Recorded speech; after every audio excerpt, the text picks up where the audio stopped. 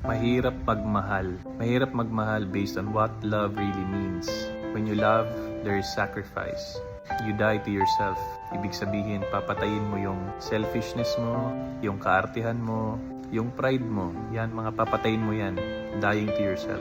Because love should be greater than any of these things. Ang pagmamahal ay tested in the most difficult times in your life. Madali lang magmahal when all things are well. But during adversity, love is tested in so many ways. But how can we really sustain this love?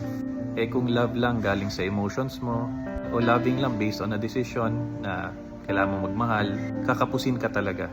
In fact, you'll be confused if you're still loving that person. It should come to that point where you realize that your love must come from a greater source. And that is the love of God.